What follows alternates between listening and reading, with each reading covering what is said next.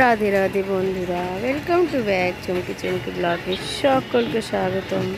তো আমি দোকানে আসলাম আর এসে দেখছি দাদা স্ট্রাইটনিংয়ের কাজ শুরু করে দিয়েছে। বৃষ্টি বৃষ্টি আমার বৃষ্টি আসতে ভালো লেট লাগে হয়ে না। এই গেছিলো, তো দাদা বৃষ্টিতে আমাদের বলেছিল পার্লারে তুমি কি শুরু করে, তো অবস্থা দাদা করে আগে শুরু ফেলেছে করে দেখো। দিয়েছিল। ডিম ফুটো হয়ে চারিদিক থেকে বৃষ্টির জল পড়ছে, বৃষ্টির জল তো থামার নামই লাগে না।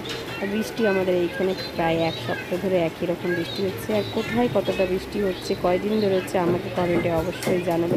আর আমাদের দেখতে পাচ্ছি পার্লারের কী অবস্থা, চারিদিকে জল পড়ে ক্রিম যত কিছু আছে সব নষ্ট হয়ে গেছে, জলে ভর্তি হয়ে গেছে, চেয়ারের সিটগুলো ভিজে গেছে। কাজ করতে প্রচুর প্রবলেম হচ্ছে আমাদের যেটুকুন পারবো আজকে আমি তোমাদেরকে ভিডিওটা দেওয়ার চেষ্টা করবো। যেহেতু পার্লারের অবস্থাটাও প্রচুর খারাপ, কয়দিন ধরে বৃষ্টি হচ্ছে বলে চারিদিক থেকে জল তোমরা তো দেখতেই পেলে। আর এইদিকে আমার স্ট্রেটনিংয়ের কাজ চলছিল, আর হেয়ারটা দেখছিলাম হয়ে এসছে কিনা।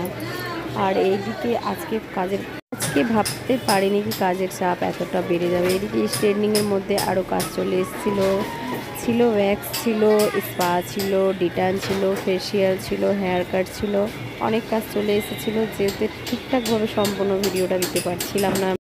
সত্যি দাদা আজকে না থাকলে হয়তো আমি এতটা কাজ সামলাতে পারতাম না। দাদা আমাকে প্রচুর হেল্প করে দিয়েছে আজকে, যেহেতু সকাল থেকে একই রকম কাজের চাপ ছিল, প্রেশার ছিল। আর এখন বাজে বেলা 3টে, আর খাওয়া দাওয়া কিছু হয়নি, প্রচুর খিদে পেয়ে গেছিলো। দাদাকে ওটাই বলছিলাম কখন কাজটা কমপ্লিট হবে আর খেতে বসবো।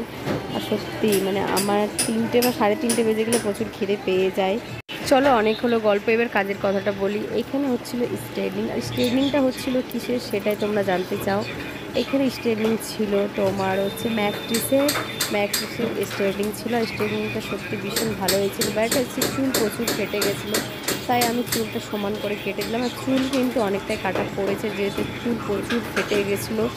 যেহেতু দিদিভাই কোনো স্পা নাই না, প্রত্যেকটা মাসে একবারই স্ট্রেটনিং করলো। ফার্স্ট করেছে হেয়ারের ব্যাপারে কিছু, মানে হেয়ারের ব্যাপারে প্রথম থেকে কিছু করতো না। তো যাই হোক, সামনে পুজো চলে আসে, তো পুজোর অ্যাডভান্স আগেই স্ট্রেটনিংটা করা হয়ে গেল, পুজোর জন্যই করা হচ্ছে। আর এইদিকে খিদি খেতে বসে গেছে, আর আমার দেখে প্রচুর খিদে পেয়েছিল। তারপরে আমারও খাওয়া দাওয়া কমপ্লিট হয়ে গেছিলো। আর এইদিকে দাদাকে বলেছিলাম যে তুমি 2 নম্বরটা লাগিয়ে হেয়ারটা শুকিয়ে নাও।